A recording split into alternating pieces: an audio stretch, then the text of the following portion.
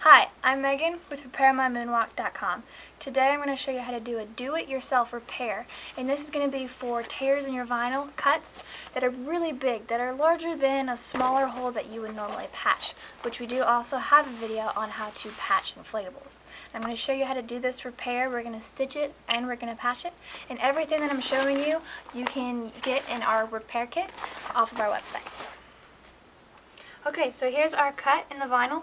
Everything that you're going to need some vinyl to put underneath the hole, and this makes for a better repair. You want a patch with rounded corners to put on top. You're going to need the punch, some thread, a suture needle, as well as the vinyl cement glue. So first what we're going to do, if you can, take some vinyl and go under the cut. And when you stick it under here, this makes for better repair. The air pushes up against it and it just makes for a better seal. So we're going to glue that under real quick.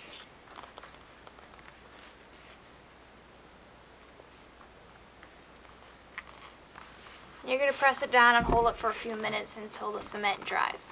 Okay, as you can see, the bottom is patched and this tear matches up on either side, and for smaller patches or non-stress areas where the kids aren't jumping or sliding, a lot of times this is a good enough patch, or you can even take a second patch and put it on top to reinforce it.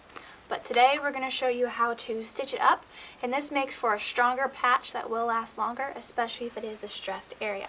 So what we're going to do is I'm going to take this punch and I am going to punch holes on either side of the cut all the way down to stitch it up.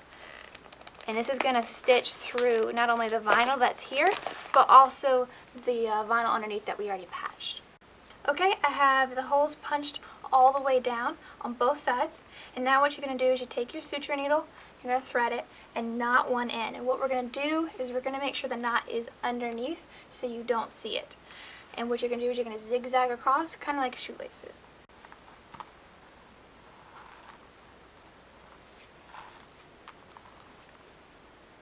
With the knot underneath, you're going to go across from the hole you started on. Once you get it underneath, you're going to zigzag. You're going to go diagonally to the other side and come back up like that and pull the thread all the way through. And you're going to work like that all the way down until you've threaded all the holes. Okay, so now we've gotten to the end. We're getting ready to go through the last hole, and so we're going to go across and come back up one more time across from our last hole.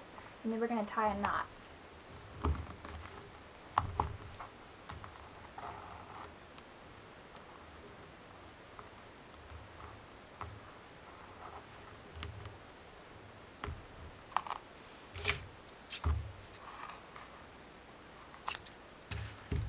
Now everything is stitched up. You've stitched not only the cut together, but also you've stitched using the patch underneath. And now we're going to cover it up, and this is going to cover the thread and just kind of seal it to make it even stronger. So you're going to take that rounded patch that you made that's bigger than your cut, and you're going to glue all over the patch, as well as the area on your inflatable where you're getting ready to patch, to make a good vinyl patch.